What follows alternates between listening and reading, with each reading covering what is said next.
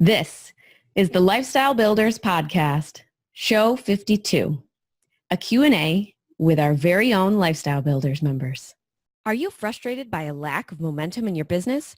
Tired of putting in long hours doing what everyone says you should and still not making money? Sounds like you're ready for Lifestyle Builders. We'll help you get back on track, taking action, and seeing results. Head over to joinlifestylebuilders.com today to get started. Hello. Happy Thursday. I know this is weird. It also feels like a Monday if some of you had yesterday off because it totally threw me off. For anyone who's celebrating the 4th of July, I hope the fireworks didn't keep you up like they did me. Yeah, they're pretty loud last They were night. very loud and they were very late. I woke up at one point. It was like 11 something. Why are there fireworks still going off? Yeah, in the middle of the week too. Yep. Most people didn't have the day after off. No. I don't know. This is America. We just have fireworks all the time, apparently. All right. So as per usual, we will work through the questions as we have them. I have my phone with me today just in case for some reason the comments aren't showing up again like last time. So if you're live, let us know. And we will we'll head up. We will jump to your questions first, and then we'll answer the pre-submitteds. All right, so we will get started with question number 1 from Angela. She says, my question is this. I am still working on the scorecard, and I'm feeling very stuck because most of what I can put on there is just in theory. Nothing I do at the moment works all the time or even in a way I've ever tracked in order to say if I do X, I will get Y. I can email my list one month and do great with sales and then another month crickets or part of the month.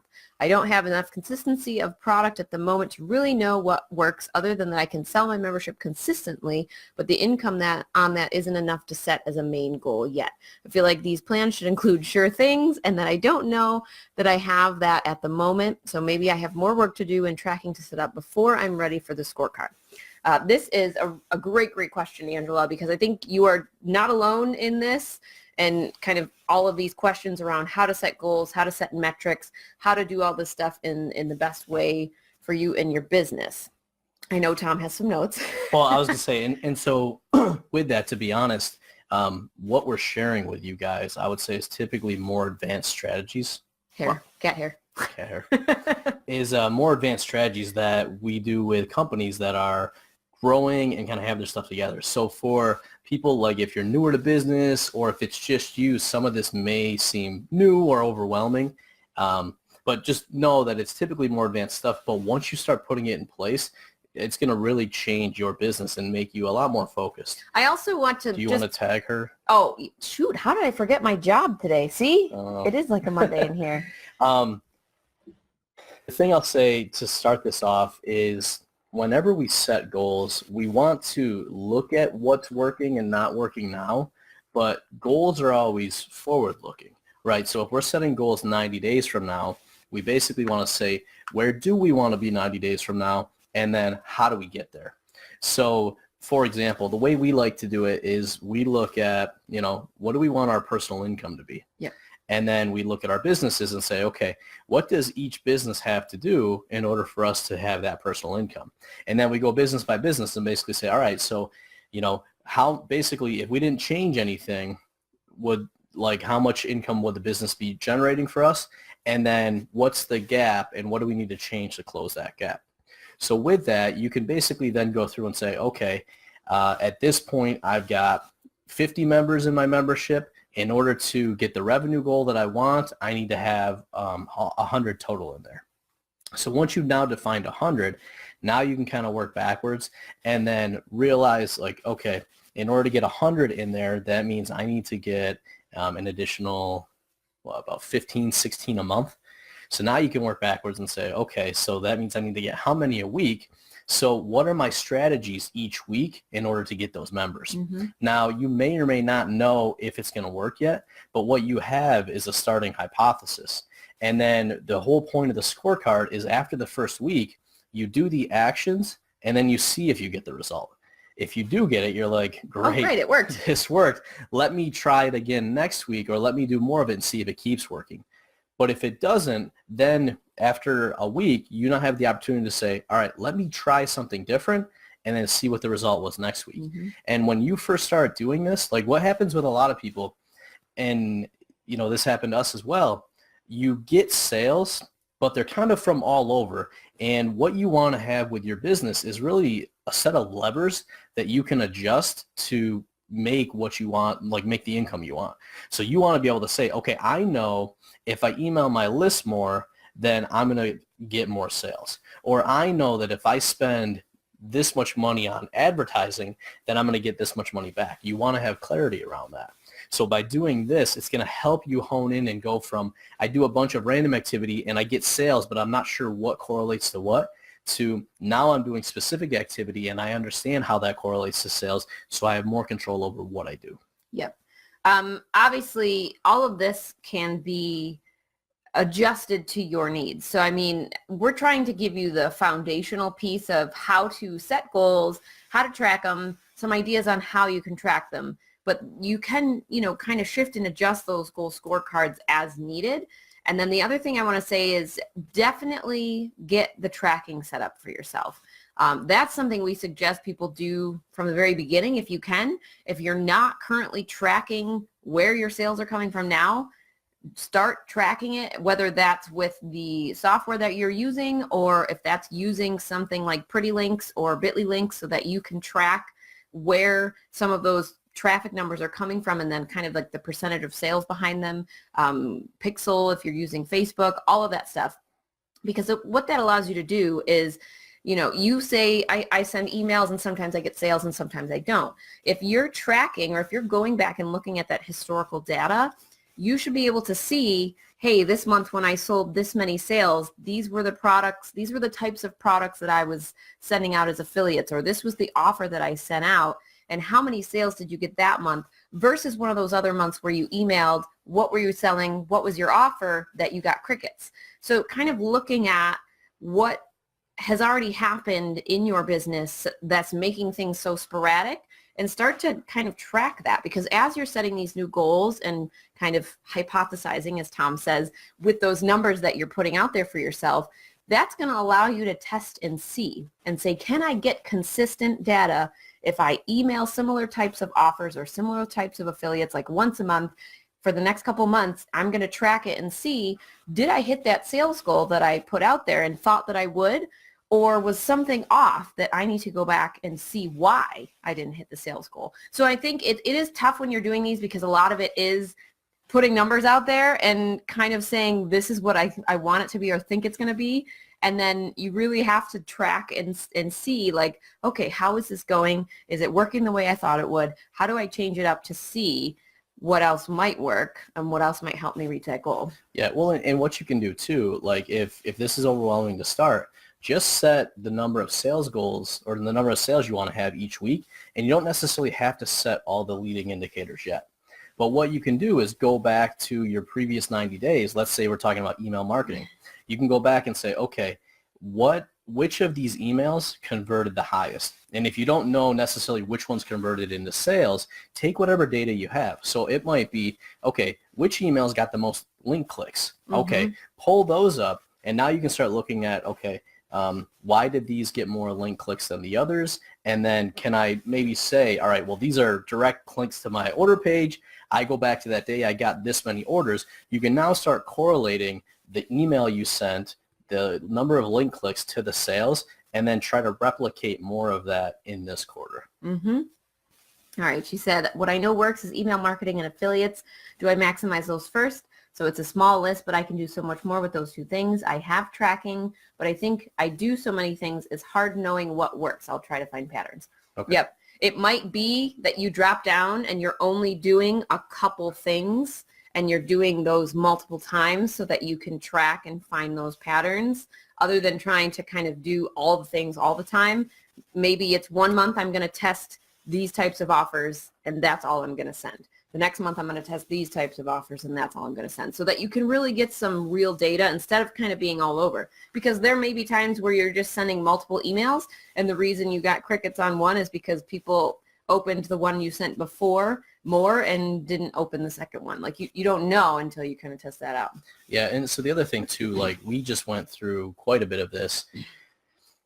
Far too often, people are always trying to get new potential customers or new grow their audience or whatever else. But what you want to focus on first, which is directly related to your question, is the people that already know you. So like I need a whiteboard or something here. I know you do. But if you think about like your customers are in the middle of a circle, right? And that's where we want to get everybody. And then there's one ring right outside of that are people that aren't quite customers yet, but are very close. Like they're aware of you. They've been following your stuff, email, they've been clicking on your links. When you go to increase sales, the first place you want to look is that first circle, your existing customers. So you want to say, these people have already bought from me. Is there something else that I can offer them to increase my revenue? Because they're going to be more likely to buy from you than anybody else. Once you kind of exhausted that, then your next set is to say, all right, the people that haven't bought from me that are close, let me figure out what it is they need to go from not being customers to being customers, and let me build that path out. Because now once you get that path out, one, they're going to be your low-hanging fruit. It's not going to take nearly as much effort to get that group to buy that it is for like another group that maybe isn't as familiar with you. So anytime, and this applies for everyone, anytime you guys are looking to increase sales, don't always go out and say, well, I've got to find new people. Take a look at the people that have already purchased or that are closest to purchase and focus your marketing and sales efforts there first. Yeah, right. So I know we've got another cue from Angela down at the bottom, and then Naja and Michael are on live, so we'll answer theirs next. Okay. So Angela, would you recommend ClickFunnels? You want to tag her? Well, I guess she's on. She's on, but yes. Okay. I considered about 3 different website builders, and it's frustrating rebuilding when one becomes unstable or just quits working. 2 reasons I didn't pick ClickFunnels was the price and the concern of being in another platform. I really prefer to keep stuff on my own domain if possible. I do love the community and the 2 Comma Club and the kind of prize. I do much better in contests and challenges, and I'm just left to do my own thing. All right. So a couple things. Why are you thinking of switching now? I'm assuming that the platform you're on isn't meeting the needs or something has changed. So let us know why you're thinking of switching. The good thing, so we'll go through pros and cons with ClickFunnels. Pros and cons. Yep. As we are ClickFunnels users. Yeah, we've been users for about 2 years, maybe a little bit more. Pros of ClickFunnels. 1, it is a giant platform and it's only growing, so it's not going to go anywhere. And if the fundamental core features aren't working, they're going to be fixed because there's so many users that, it just has to be. Yeah. And so another thing, ClickFunnels, the tool, it's an okay tool. You can replicate it in other stuff. The real value of ClickFunnels is really Russell Brunson and what he's brought from a marketing perspective. So if you read his books, .com Secrets and Expert Secrets, ClickFunnels, the power of that is everything he talks about in his books and all his training, you can directly implement in ClickFunnels because it was built to support his model. So if you're using his model, ClickFunnels is phenomenal. Now, with that said, if you're not using his model and you're trying to make tweaks or do things that ClickFunnels wasn't meant to do, it typically doesn't work. Yep. Another thing, the support for ClickFunnels Not isn't that good. great because they've grown so fast and they haven't developed the infrastructure internally to support that. Well, and they also have built, as Russell calls it, a tribe. So there is a user base of ClickFunnels where those people are never, ever going to leave. Like Russell is a god to them. So they will use it. They will promote it. They love ClickFunnels. And, for a lot of people, they don't have the best of experiences. But I mean, it's never going to go anywhere. You don't always get the best customer service depending on what the issues are because they don't have the support there that some of the other smaller or gradually growing platforms do.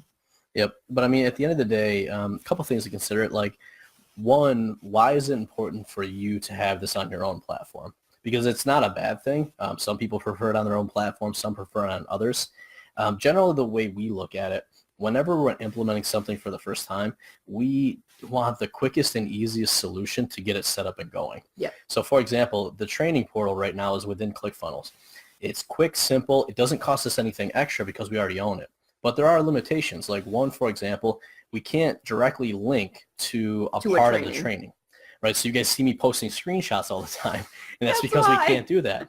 So at some point... You can, but you have to have like custom code to do certain things within ClickFunnels. So if you're not comfortable with custom coding or you don't want to pay to have someone else's custom code to put on your ClickFunnels page, then it is tough to do some of that stuff. Yeah, but so the whole point of this is that it's the best solution for us right now, and some point later on we'll upgrade to a better solution, but it's not really the main priority or focus for us right now. Yeah, I mean, the original reason we started it was landing pages. We wanted the quick, easy way to create the landing pages that connected to the email list and kind of worked people through a funnel, because we did use lead pages at one point a long time ago, and it was just a lot harder on the back end for us. So when we found ClickFunnels, it was kind of a no-brainer. Yeah, and that's the other thing too. So actually this ties in perfectly to your scorecard question. So part of the scorecard and part of your leading indicators are, let's say you have 4 pages set up for your sales funnel. Part of what ClickFunnels gives you is it will actually track how many people came to each page and then how many went to the next page. So that's essentially your scorecard, and it's automatically tracked without you having to manually track anything. So that's another huge thing, because you can tell every single week how many people came to the first page, how many went to the second page, and then what you could do within ClickFunnels, and you can do some other tools too, is do like an A/B test. Mm-hmm. All right, so I see people are getting to my second page, but they're not actually purchasing. So let me make a secondary second page, and then let me see if I make some changes, if it increases my conversion rates. So this actually ties in very well with the scorecard question. But at the end of the day, what I would say is ClickFunnels, it's $97 a month. If you have a product that's selling and you have more money than time, invest in ClickFunnels or a tool that's going to save you time rather than saving a little bit of money and trying to hack something together. If you're newer, you don't have a converting product yet, you're typically better off to spend a little bit more time using Divi or Thrive themes or something maybe a little bit cheaper, because you're not going to be spending as much money while you test it out. With that said, all of these platforms usually have free trials. Yeah. So like ClickFunnels, I know it's like 14, 2 weeks. I think it's 14 most of the other ones have a couple as well. And then I guess the final thing I'll say on this, I see people all the time, every time they learn of a new platform, they want to like jump to it. More often than not, picking a platform and then moving forward and growing is more important than always switching to like the best platform or whatever else. Yeah, I mean, do a pros and cons list. As with anything else, what would be the pros to moving to a new platform, whether it's ClickFunnels or something else?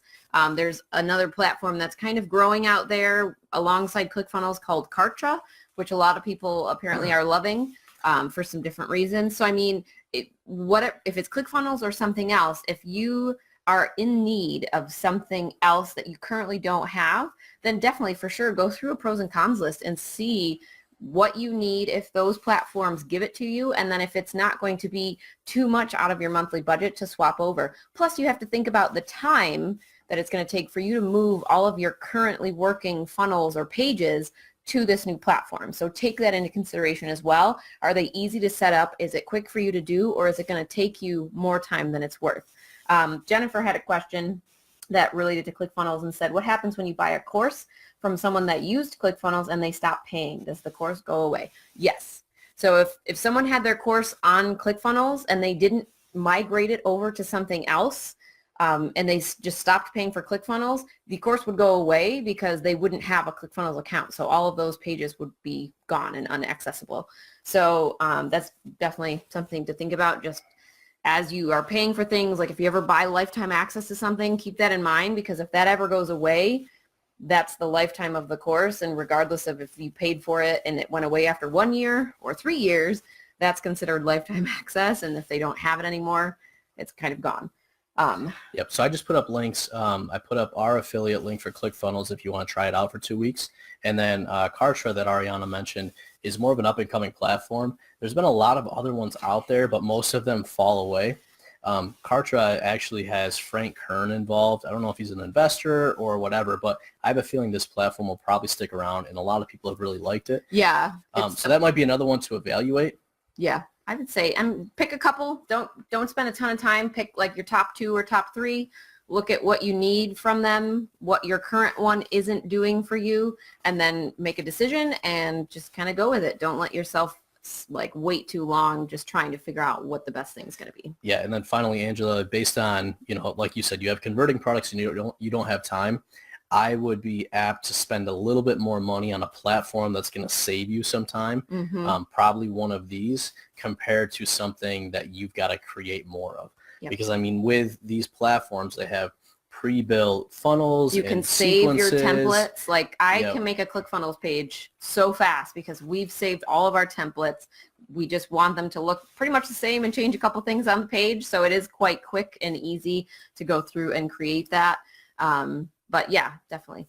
Okay. You want to skip to Michael or Naja, whoever you can see first there, since we know they're live. So Naja says, what's the best workshop structure you have seen? 50-50 theory implementation, or 30% theory, 70% implementation? So Naja, would this be an in-person workshop? Would this be online? And then how long would it be? And so while you're answering, I'll give you kind of my take. So I've done anywhere from 1-day in-person sessions up to 4-day in-person sessions.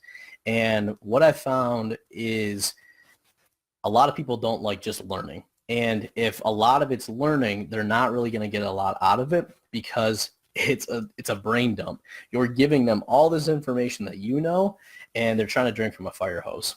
So what I've found over time is that if I can I want to basically give them the least amount of training possible to get the result that they're looking for. You said online 1 day. Okay.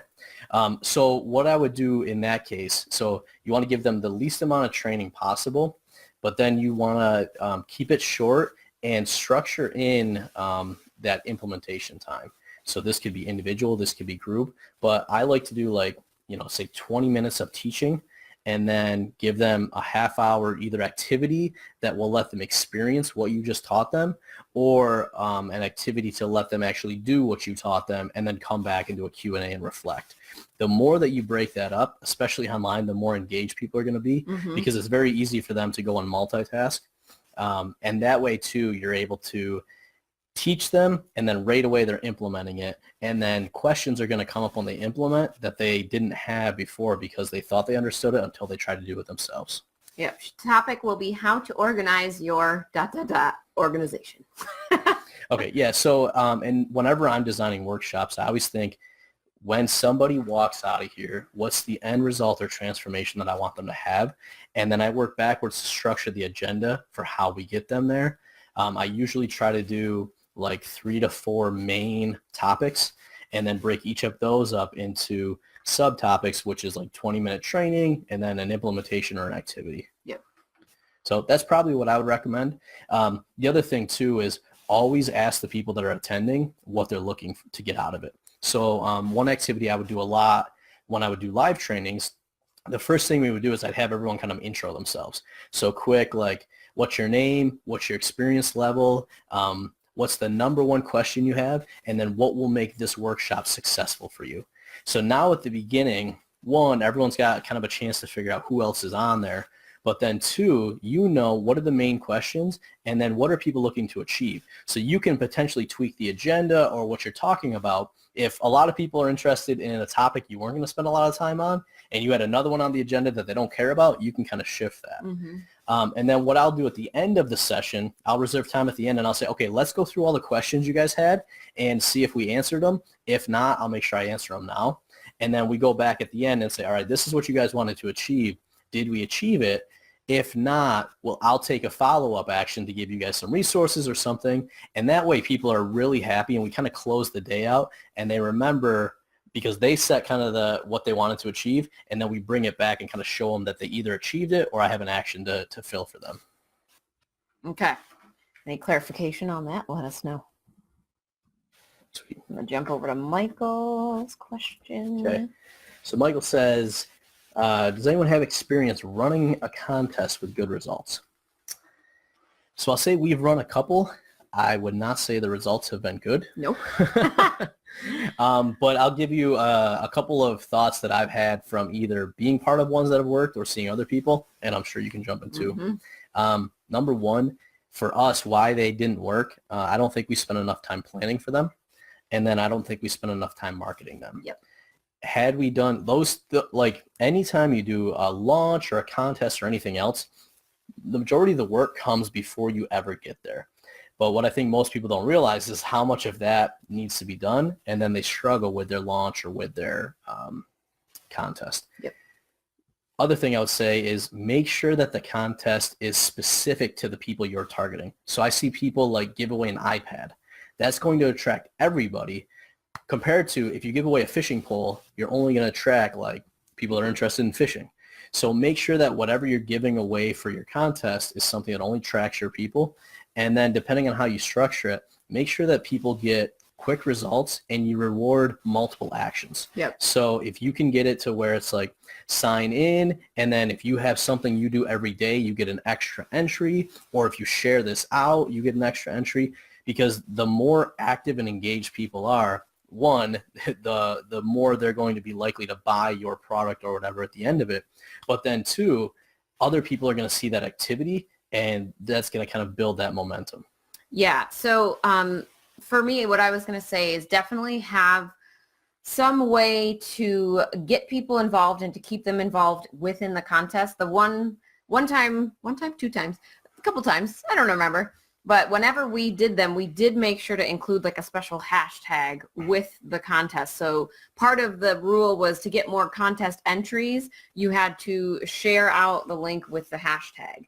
And then we kind of counted those up. So I would say if you're going to do this, definitely make sure that you're kind of getting like that community involvement. So you're getting people not only to sign up for the contest, but you're getting them to share it out and kind of put the word out to all of their friends and family, and kind of like paying it forward. Like, okay, well, this person's going to share, and then that person's going to share, and they all get entered into the contest for whatever things they're doing, because taking that active role is kind of, it's a reward for people to know like, oh, hey, I could either just enter it once, or I could keep doing all these things, which are really easy. Make sure you make it really easy for them to share. And then I can keep getting added in, and I can get more and more chances to win this awesome thing.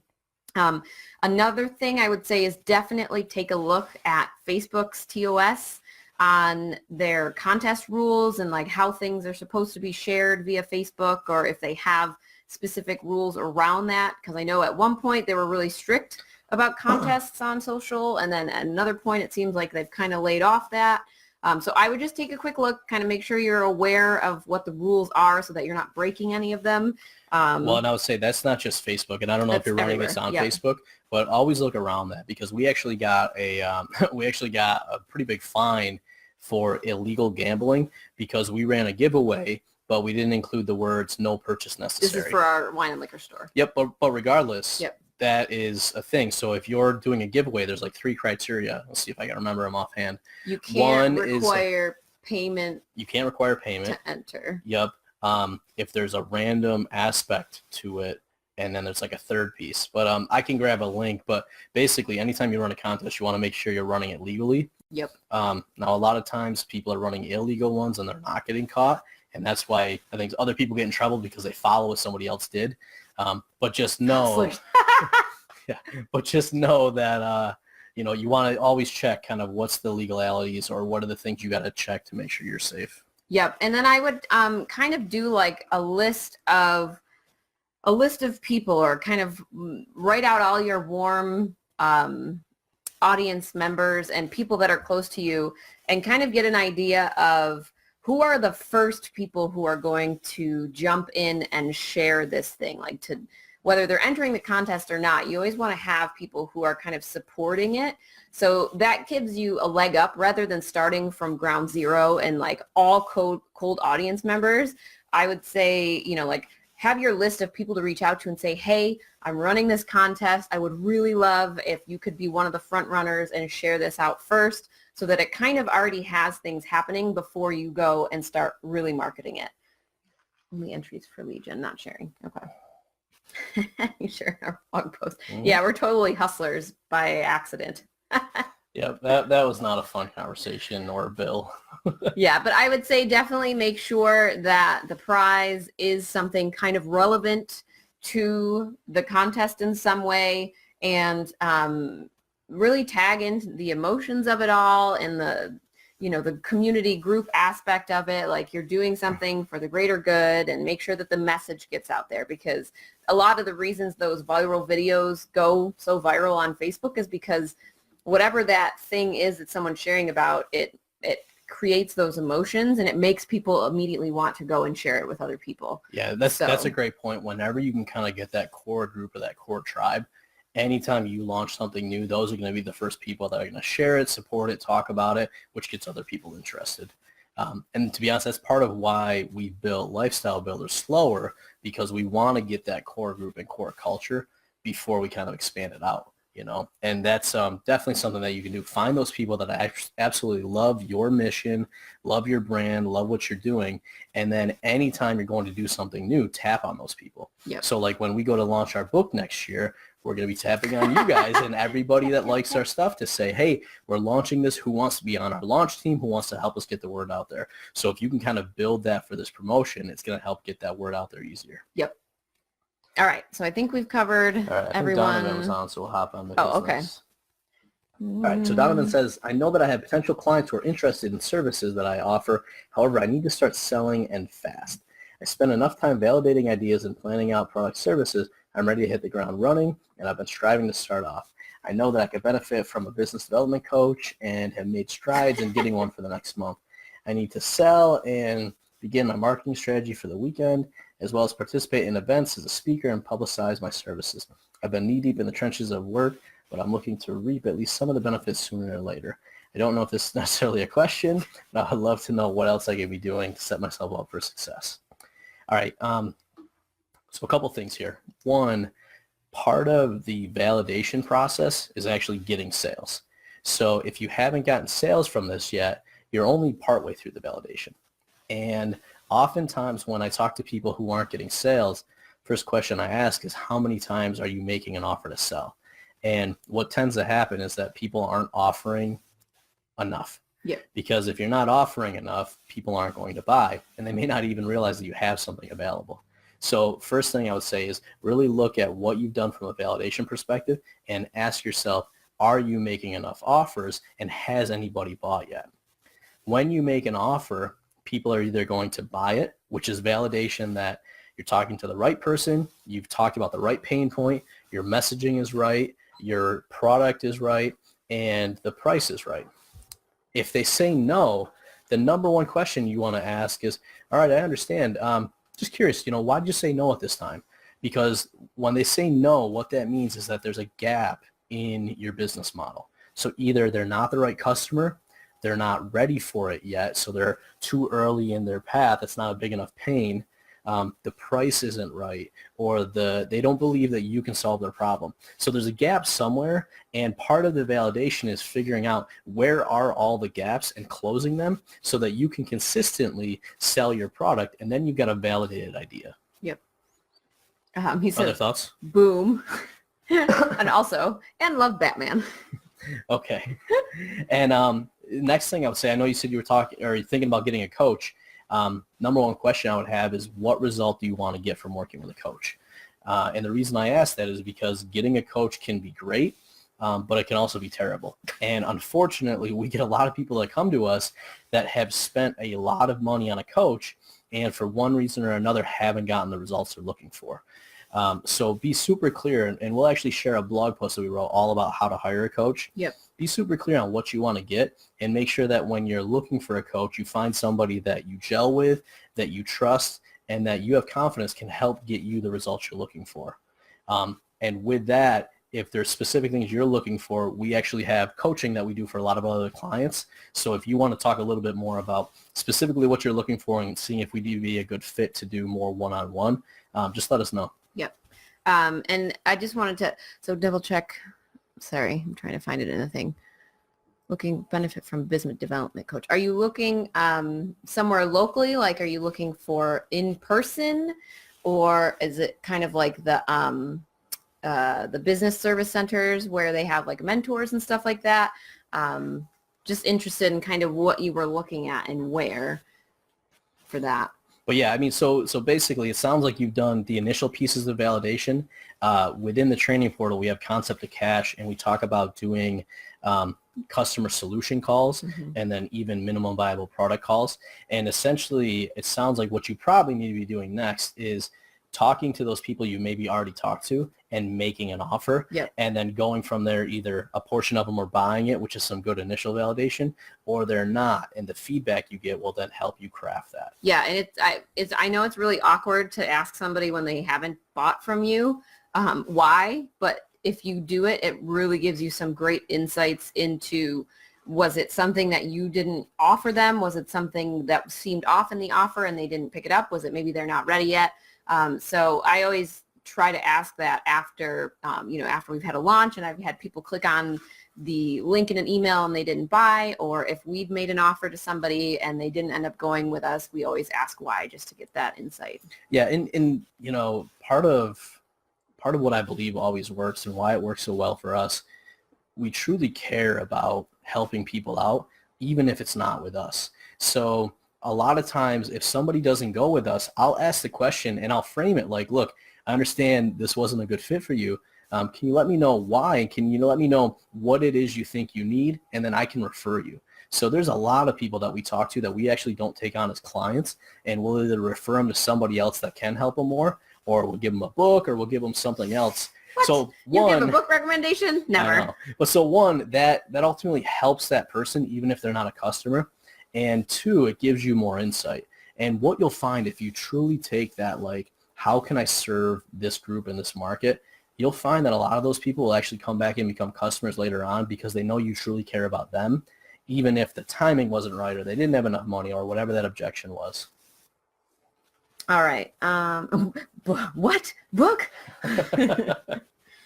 Our pricing on coaching services. So obviously we do have, Tom focuses on the higher end full private coaching, which is a little bit more expensive, but it's about, what is it, $5,000 a month for a 3-month coaching package? Oh, 5,000 for 3 Or 5,000, sorry. Yep. I can't talk today.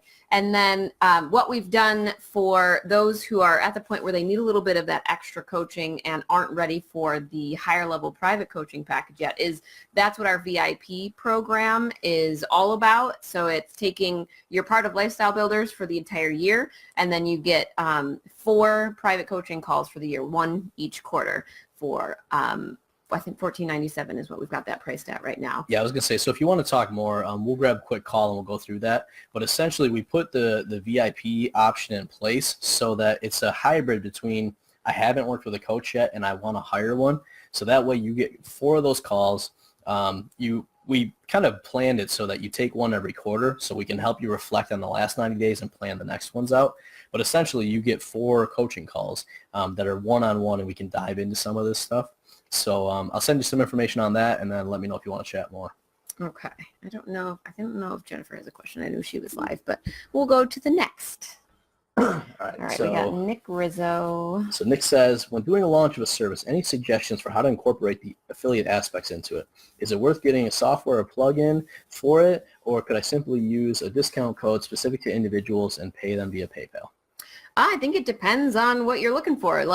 That's how our affiliate program works right now. We decided it wasn't really necessary to go and get the entire thing set up with everyone having special links and all of that. So we decided, okay, for now, we're just going to use the referral, and, you say if you referred somebody, and we would give you that payment after the purchase went through. So, I mean, I guess it's how big is this launch? How many people do you think you would need for this kind of affiliate aspect to be worth buying a product for it? Or can you keep it nice and simple and just do it that way? All right, I'm gonna simplify. Keep it simple. So what happens a lot of times is that people go and try to make everything too pretty, too beautiful. The first time you launch something, if it doesn't feel terrible and ugly and just very inefficient, you've done too much. So, and this is tough to hear, but it's so true, because here's what people end up doing. And once again, everything we tell you guys, we've probably done. So, most likely, when you first go to launch something, you probably think, well, I need to have a nice logo, and I need to have everything sorted out, and I need to create the entire product or service. No, it's not the case at all. The first time you go to launch it, you want the least amount of effort in to then validate if people are going to buy. So when it comes to affiliates, what I would do is just do the discount code. That's easy. Like Ariana said, what we use right now is, hey, if you guys refer someone, just tell us. Yep. And then if they end up joining, great, we'll send you money 30 days after they pay. So that keeps it nice and simple. Now, you'll see in the future, we will implement a better system for that. But that wasn't a concern when we first launched this. The concern was verifying who wants this service, do they want it, getting enough people in, satisfying you guys and giving you good service initially, and then we can build it out from there. So I'd recommend keep it simple, simplest thing you can do. Yep. All right. Yeah. Jennifer says I'm just loitering. Okay. Totally cool. And Donovan, yes. So VIP is basically a year of lifestyle builder. So you get access to everything. And then you also get 4 additional one-on-one coaching calls. Yeah. So it's kind of the package deal. Yep. And we have several people in here. I know Nuno just said he had his first call yesterday. So we have a handful of people that have taken the VIP option to get some of those calls without having to go out and hire a coach. Yep. All right. So, speaking of which, Nuno is next on the list. So Nuno says, when doing a public talk, what's the best way to attract and create potential clients? All right. So anytime we're going out to do something where we want to attract people, I would actually recommend taking it the other way.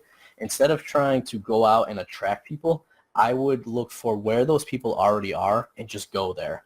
So in your case, I would probably go to gyms where your ideal customers already are and speak to the owners and say, hey, what do you think about having me come in and do a free class on this topic? Or what do you think about partnering up and offering a paid class here?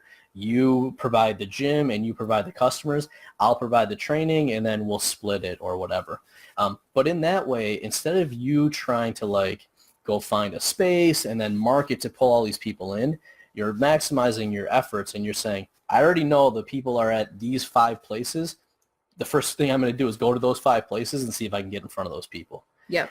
I'm going to jump in and say, if you've already done some of these or if you already have some booked where you've got an opportunity to go and speak somewhere, the best thing I've seen and that we've done is to get really, really clear on who our people are and what our message is, and to make sure that when you are talking, like when you get introduced, that all of that is kind of shining through so that people are automatically either aligning with what you do and raising their hand, or they're not, and they know already they're not your ideal client. So I would say in the way that you're talking to people, in the way that you're promoting yourself, if you can ask questions in part of your talk, a lot of times people will do that so that you have people self-identifying with certain things. That can help as well, because you get them saying yes to you while you have that talk and you're in front of them. So that makes them more likely to come back and find you later. Yeah, so going back, Michael says, I'm going to scrap the contest for now until I have a tribe. I plan to get subscribers solely through my letter writing parties for now. I think that'll work. All right, so the other thing I would say here, and this goes for anybody, anytime you're launching something new, like if you guys go to that lean canvas that we talk about, on the right side it has your customers, and then it has something called your early adopters. And anytime you launch something new, there's going to be a subset of your overall market that wants to be first. And they have some different characteristics. So for example, when the first iPhone came out, there's a certain group of people that are going to buy the first iPhone, and there's an overall market that are going to buy it later on. So the people that are buying it first, they're probably technologically advanced. They probably like to be on the cutting edge and want the first version, even though it might be a little bit buggy, right? So those people are the ones that camp out for days and wait in line in order to buy this iPhone. So Michael, you want to be looking at, for your market, who are those early adopters? Who are the people that are going to love your mission, that are going to be the first set of people to buy these coins? Because if you identify and get those people, that's what's going to build your tribe. And then every time you do something from there, that tribe is going to be able to support you. So I'd recommend kind of thinking about that and then going out and finding those people. Yeah, and I mean, by all means, if you're not ready for the contest right now, shelve it. Wait till you're ready and you've got time to put the plan in place so that you can ultimately maximize and get the most out of your time and money for it. Mm-hmm. All right. So do you have anything else for Nuno? I think that's good, unless Nuno has any questions. Nuno, let us know if you would like more clarification. Yeah. All right. We already answered Angela's and Naja's. You can skip skip. Okay, now we are on to, actually Monique's live if you want to do hers. Okay, we'll do Monique's. Yep. So I mostly have low price products and currently working on a course, and I still have the membership. How do you know where to lead people in funnels when you have multiple products? Okay. What I'd be looking for is starting with the end result. So what is it that you ultimately want those people to achieve, or what is it that they're looking for? And then work backwards to then fill out what products go in place then. Mm-hmm. So like, for example, with us, ultimately we're helping people build their businesses. And so if we look at kind of our model, we started in the middle with coaching. So the coaching is usually for people that already have a business, they're already making money, and they're looking to build their business larger, become a better leader, put processes in place, hire people. So that's our middle of the road offer. When we built Lifestyle Builders and even the VIP package, what we said is, okay, what do people need before they get to this level to get there? So that was kind of what we started doing our research on and put that in place to lead people there. And you guys are seeing now that you guys have probably followed us for a little while. Then you joined Lifestyle Builders because it was what you needed. Some of you have had more advancement and now you're joining VIP. And then some of you will have more success with VIP and are going to go on to become coaching clients. So you want to think about your offers the same way and say, what is it ultimately that people want to get when they go through working with you? And then position your offers along the way at what will satisfy that need based on where they're at. Yeah, and that might change based on some of your products might have a different next step in the funnel than others. So I think it's looking back at how are those people finding you and at what point in their journey are they when they're buying certain products, and then what is going to make the most, I can't think of the word right now, the most logical sense for them to move into after they have purchased that first product.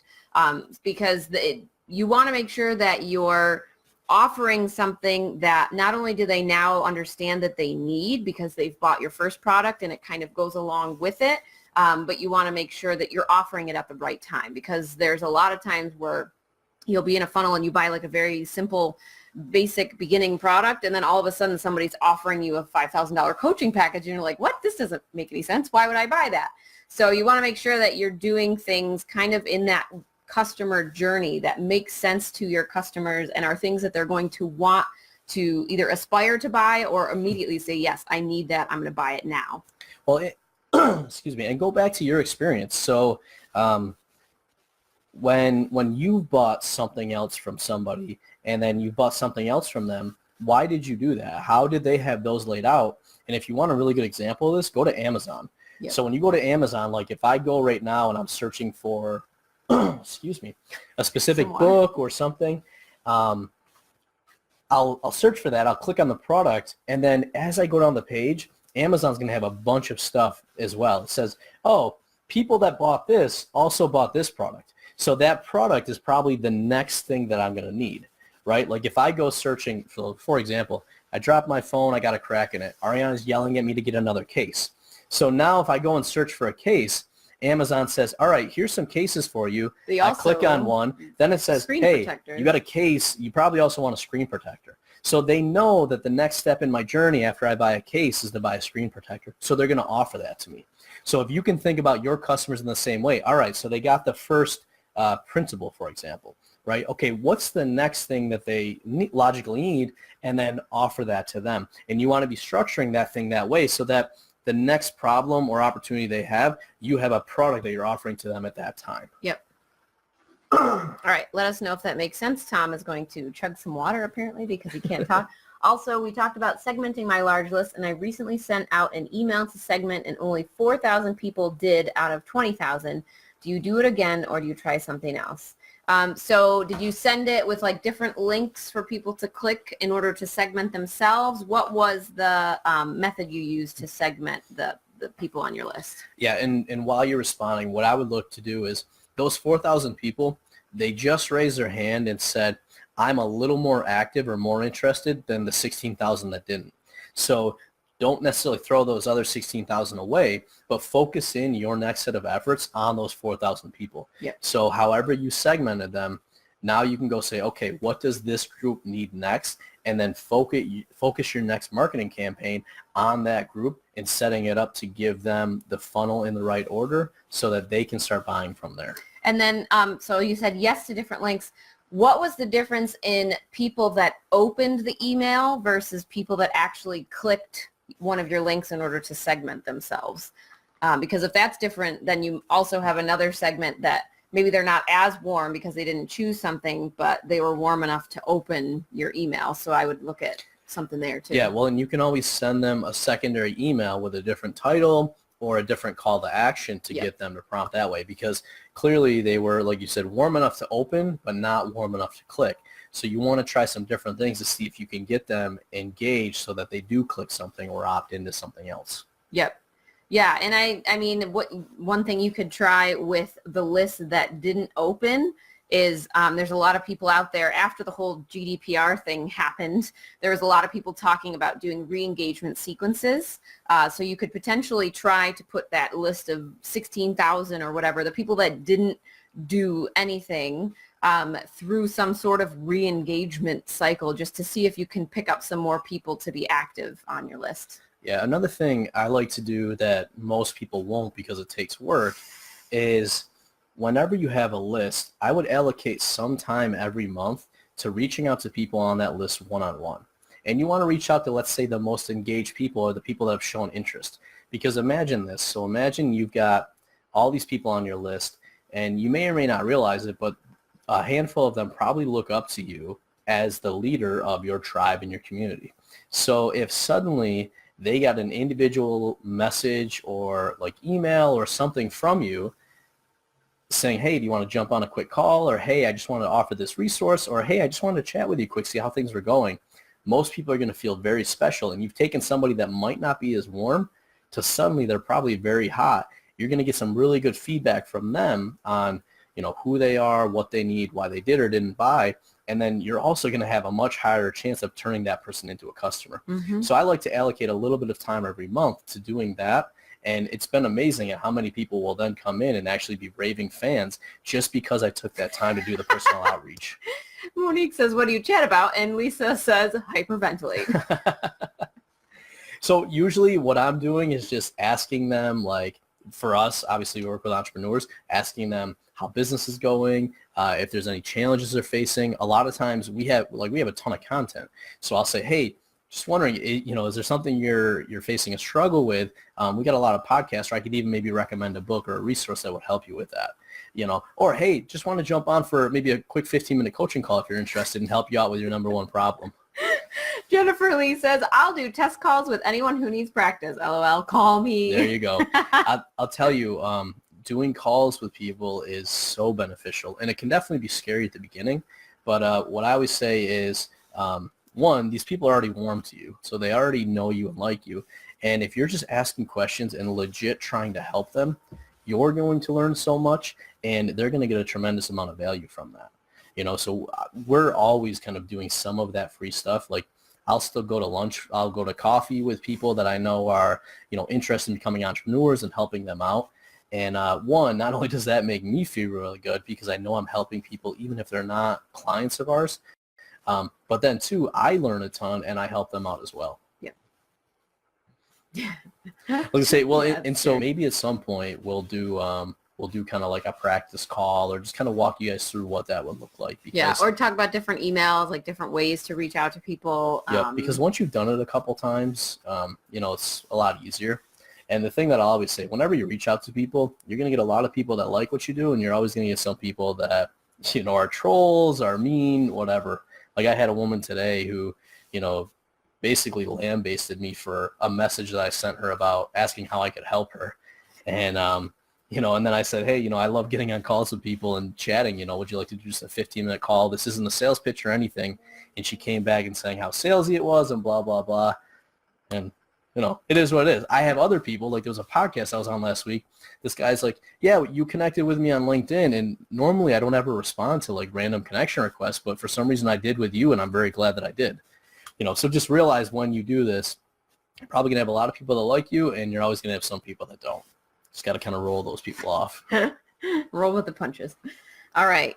Okay, go back to Craig's question. Monique, let us know if there's anything else you want to cover with that or any other clarifying questions. Yep. So Craig says to grow or throw. I love that. I do too. I have a Facebook I group think of we're going to have a 2,000 members. podcast episode with that name. Yep. I manage, and honestly, I've neglected it lately. Thus, the engagement's low. I'm still converting some into paying members through monthly webinars, considering whether to keep it or not. I hate throwing out 2,000 leads, but worried about the time invested involved in reviving it. Thoughts? Yep. You want to go first? I will go first. Okay. So basically, what are your goals with the group? Do you want to dedicate time to get all those 2,000 people re-engaged? If you do, there's a lot of, one of my mentors, she actually led the sales class. She is like a challenge queen, and I know Angela's a big challenge thrower as well. Challenges are really, really a good way and a free way to up engagement in a group. So if you do want to keep the group because you have goals of kind of engaging with those people, a challenge and getting everyone involved in the challenge can be a really good way to kind of bump up the engagement a little bit, get people posting. If you don't, hey, you left my note page. If you don't, then you could offer something before you're closing the group. You could offer like a freebie for everyone in there to sign up to be on your email list so that you are capturing those leads, or you could give a special offer to your membership so that you're kind of converting as many of those people as you can before you close the group. But it all comes back to like what are your goals with the business and how does the group play into that? Because it is a huge time suck. I mean, you were in our Facebook group and we shut it down at like 12 or 1,300 members. And for us, it wasn't serving our business, and because we couldn't put the time investment into it, it also wasn't serving all of our ideal clients in the group. Yeah, so I think Ariana hit on most of it. One thing I would add is with everything in your business, it's either moving you forward or holding you back. So if you're asking this question, you're probably feeling like this is holding you back at this point. So what I would say, I would go back and think about your goals, look at how much basically return you're getting from this group. So how much time and effort does it take? And then how much is that contributing to sales for you? With that, I would also then look at what do you think it's going to take to re-engage and how engaged does it need to be? Mm-hmm. Because if this group is basically allowing you to do monthly webinars, you might be able to just bring some moderators in, get some of that engagement going. You're in there periodically, and then it's a place where you have 2,000 potential people to jump on your webinar. So you may not need like a completely active group for that. I know Ariana's in Amy Porterfield's group. She's never actually in the group, or she's periodically in there, but it's all for listeners of her podcast. So she's got basically her tribe in the group, but she's not really in there. I know Pat Flynn is like the same thing. Mm-hmm. His SPI group isn't him actually in there, or very rarely, but he has a pretty big group of other people that are all kind of getting to know him, all connecting with each other. So ultimately it comes down to, is this helping you and kind of driving you forward, or is this something holding you back? And then just make the call. You know, it was tough for us to close the free group, but I won't speak for Ariana, but it's less stress. It's freed up some space in our mind. It's freed up time for us to focus on different things. So it was a really good move for us. And the other thing we've always talked about is just because we closed it doesn't mean we can't open it in the future. So a year from now, like let's say our book comes out and we want a place for everyone that read the book, that might be a really good time to reopen that group. And then we might be at a different place with our business. We might be able to hire people in to manage that. So make the decision now. And if it, is close the group, you might be able to do something later on to leverage that again. Yep. And one thing I would say too is whatever decision you make, if you have group insights available in your Facebook group, make sure that you're looking in there and kind of keeping track of who those top most engaged people are and what are the most popular engaged posts. Because if you do decide to close it, now you've got kind of that curated list of here are the people that are the most engaged. And then if you decide to keep it open, now you've got a history of what are the posts that were the most engaging for people in here, and can I do more of those as we move forward? So definitely make use of that. And then I think it allows you to actually export, and maybe not Facebook, but there is there's a couple different places. Now that the laws have changed, you used to be able to like export your entire list of group members. I don't know if it'll let you do that anymore. But if you have some way to track all of them as leads, even if you don't have their emails, I would say definitely do that before you close it, because we had those 3 questions in the beginning of our group. We got the names and most emails, and then just kind of like people's reasons for why they were struggling, all documented, because we had those questions. So now, even though we don't have the group, we have the list of all the members and some of their emails. That's what I was going to say. So just because you close the group doesn't mean you're losing those leads. It just means you're going to nurture them in a different way. So previously they opted in because they got into the group, and you were in theory nurturing them through the group to get them on the webinar to be able to sell them. So now if you end up closing the group, you still have those 2,000 leads. You have them through Facebook. And if you did something like we did where you have their emails, you can then nurture them that way as well. So like one of the things that we're doing this quarter is going through all those answers in our Facebook group, identifying the top people that were the most engaged. And then I'll be reaching out each week just saying, hey, how's it going? What challenges do you have? You know, maybe there's a podcast episode, or maybe there's something we can do to help you. Even some of the people that weren't engaged. And re-engage those people. Even some of the people that weren't engaged, because there are a lot of people who are Facebook lurkers, and they will be in your group. They'll be reading every single post. They'll be following you. Maybe they've signed up to your email list, but they may never post in your group.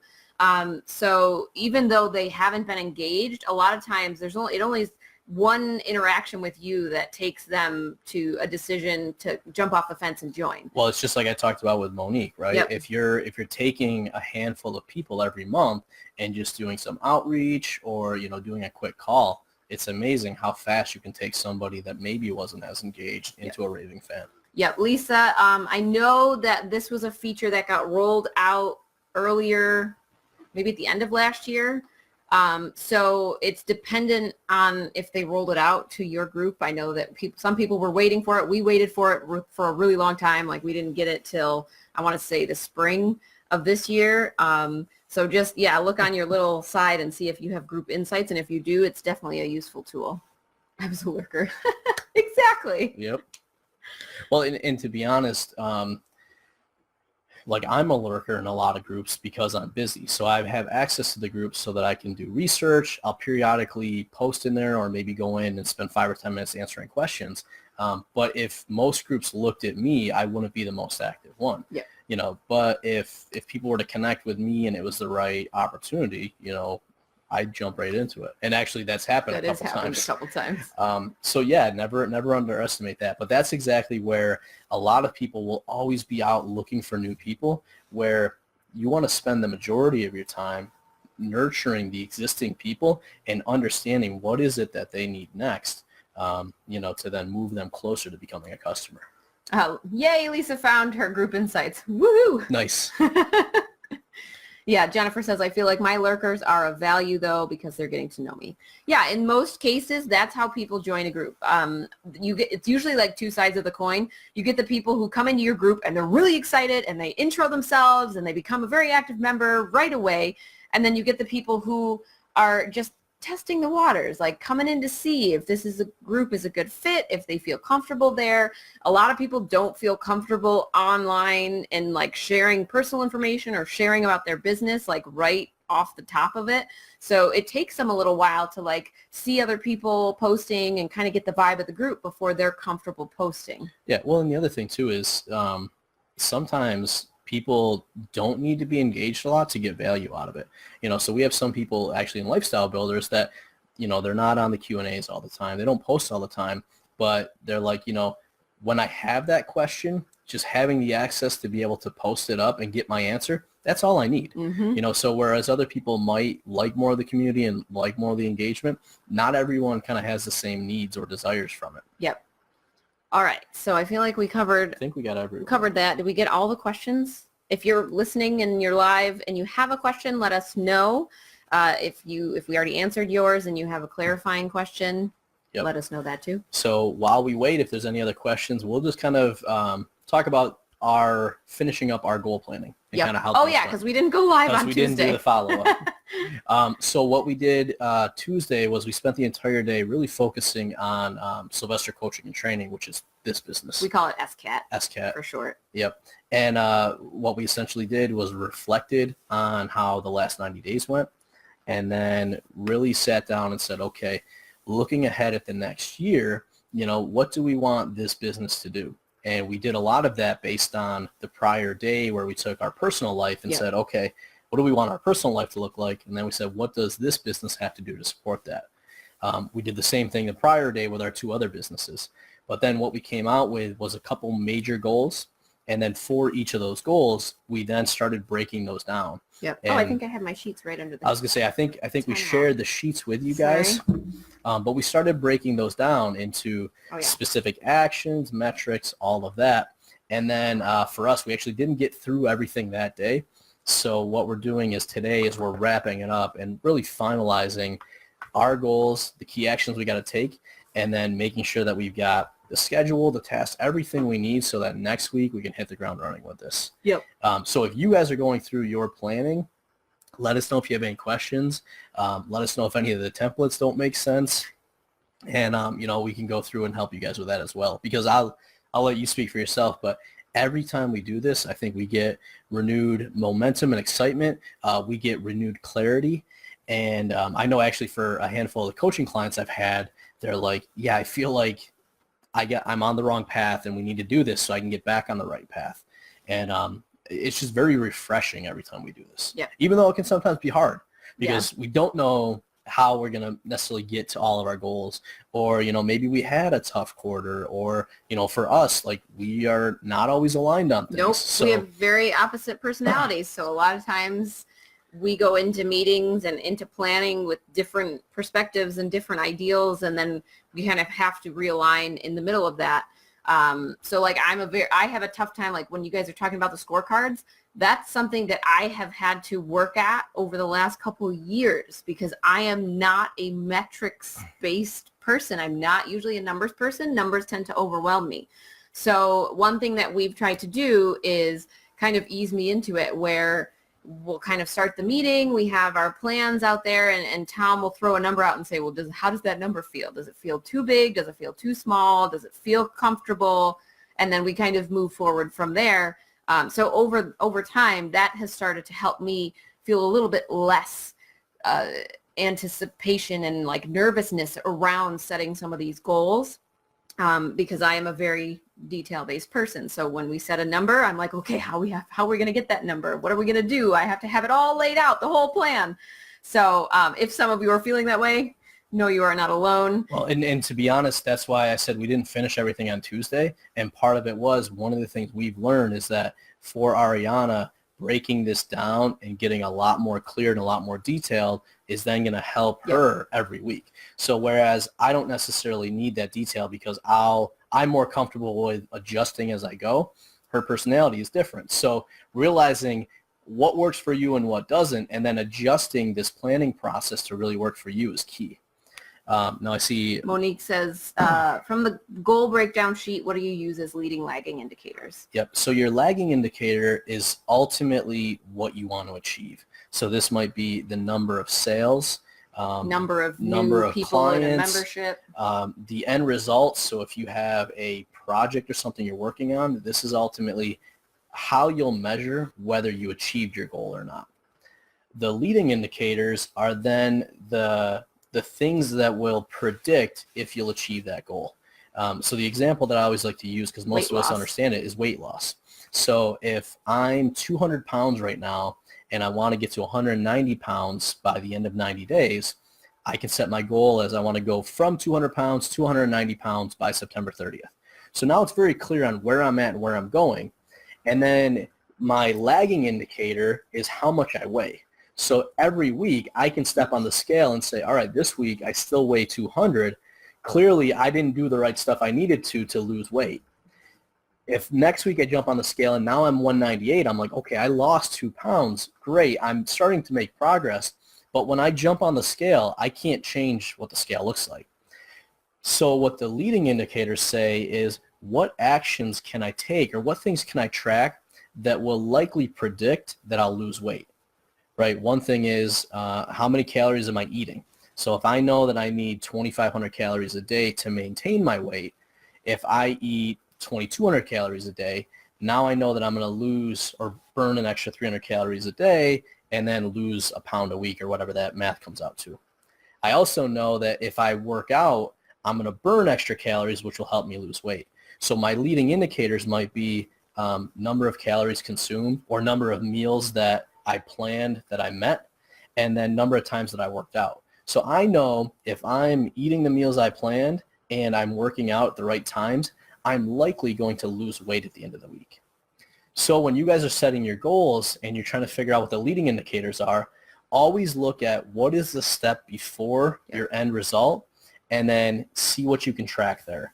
So for example, let's say that she's giving you an example. How Okay, would perfect. the leading indicators apply to a product launch if I don't know anything in terms of numbers until launch week? Okay, perfect. So when you set a launch, you're going to set a goal to say, I want to sell 50 of these. Okay, perfect. So now That's we your start, lagging indicator. yep. So now we start looking and we go back and we say, well, what can help us predict that we're going to sell 50 of those, right? A very good thing for a launch is to create a wait list, right? Because if you create a wait list, these are people that are potentially interested in buying things when they open for a launch. So if you want to sell, 50? Yep. If you want to sell 50 and you're going to take a guess, or maybe you're talking to other people and they say, if somebody joins the wait list, you're going to convert 25% of that wait list into sales. You can say, okay, so I need to get 200 people in theory on my wait list in order to get 50 sales. Now what you can focus on is not so much the getting the sales, because you don't know what that's going to look like, but you focus on how do I get more people onto my wait list, and I'm going to target about 200.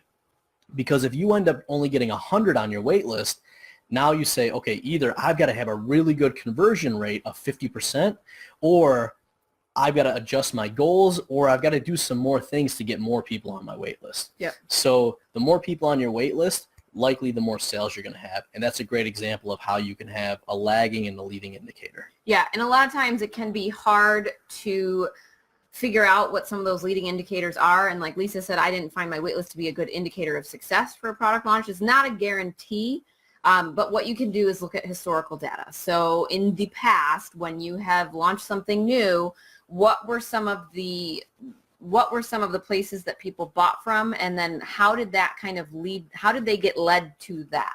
So was it sending more emails? Was it posting on social media? Was it having other people post and you got sales through them? So if you can go back and look at previous times that you've launched something before as an offer, and then you'll kind of have an idea of what some of the leading indicators might be for this product launch. Or it might just be setting a hypothesis and saying, I think that if I can get in front of more of my potential clients on social media, that it's going to lead to more sales. It's not a guarantee, but you can track as you go and see if those things are leading to more. Yep. And Lisa, I don't remember if you put this up in your post a while ago, but did you dive into why you didn't see the waitlist as a good predictor of sales? Because let's say that the industry conversion rate on that is 25% and you only had 5, that'd be a clear thing that I'd be diving into to say, why did these people sign up and raise their hand and say, I'm interested in it, but ultimately not buy? And what you can look at is which ones did make the 2 or 3 steps that it took to ultimately become customers and which ones didn't. Yeah. Because what you ultimately want to do with this is see where are people falling off, and then that's where you focus the improvement. So maybe a bunch of people joined your wait list, which was good, and then the next thing you had them do was to fill out a survey. Well, guess what? The people that filled out your survey were probably more likely to buy than the ones that didn't. And if you only had 5% of people fill out your survey, that would be the first step that I'd be looking at. Either how do I get more people to fill my survey out, or maybe having a survey there wasn't the right thing and I should have done something else, like maybe given a freebie first, right? So this is where that reflecting and reviewing always helps, because then you can adjust for next time and maybe test some of those things out. The other thing too, by tracking this, like especially during like launch week, if you're tracking every day how many people are converting and you know that you're behind your launch plan and you're not getting as many people to buy, now in real time, you can start saying, what can I try? What can be different? Can I add a different bonus? Can I talk to some of the top people that I thought would buy, but they're not buying and see why they're not buying? But without having some of these metrics, it's tough to know what to do and where to focus or where to shift. Yep. Lisa said I had less than 18 people sign up for the wait list. All right. So how many people ultimately bought, Lisa?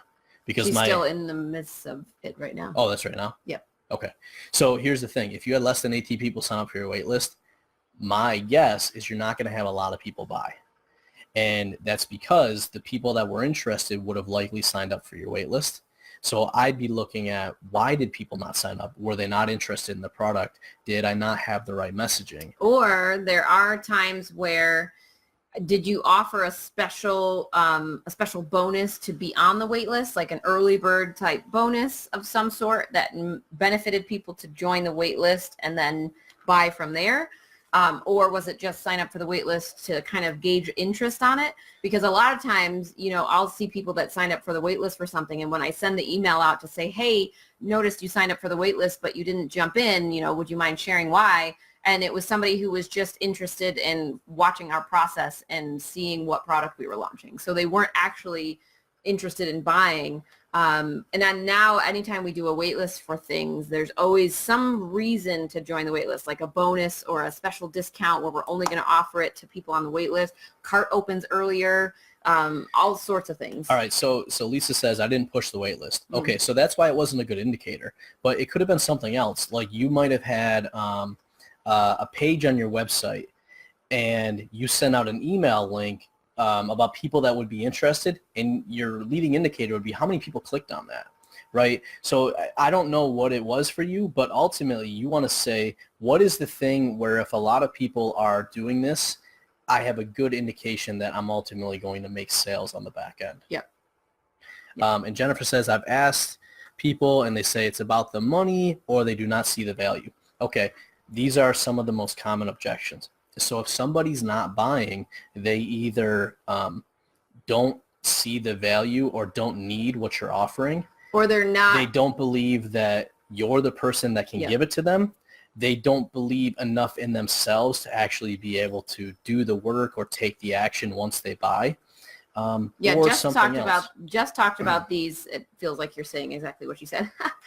We had the sales masterclass, which was one of the bonuses we offered during our promotion when we closed the group.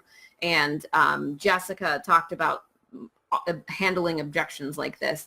So if you're somebody who's interested in kind of more of the psychology of that, go and watch that. Oh, gotcha. Yeah. Reading Jennifer's comment. Yep. Sorry. Okay. Anything else? I just blanked for a second. I think we covered our goals. Yeah, well, and Jennifer says planning. If you ask people, they're going to give you an honest answer most of the time, especially if you ask it in a non-pressure way, like not, why didn't you buy my stuff? But like, hey, notice that you were interested and you ultimately didn't buy. You know, I'm just curious, you know, is there something else that would have made you buy, or what was missing? Because if you're taking it from a I want to serve and help you perspective, you're basically saying you raised your hand, but there was something that stopped you from doing that. Is there something else I can do? Mm-hmm. All right. I think we covered everything that we had. So if there are no other questions, we will let you go so we can turn our air conditioner back on because I am hot. Sounds good. All right. Guys. Are you a Lifestyle Builders podcast fan? We'd love to hear from you. Head on over to tomandariana.com/iTunes and leave us a review. Are you frustrated by a lack of momentum in your business? Do you want real-time guidance and support from seasoned entrepreneurs who really care about your results? If you're nodding your head or awkwardly shouting yes in public somewhere, then we invite you to join Lifestyle Builders, a mentorship program designed to meet you where you are and give you strategic and custom guidance so you can build the business you need for the life you crave. You can find out more at joinlifestylebuilders.com.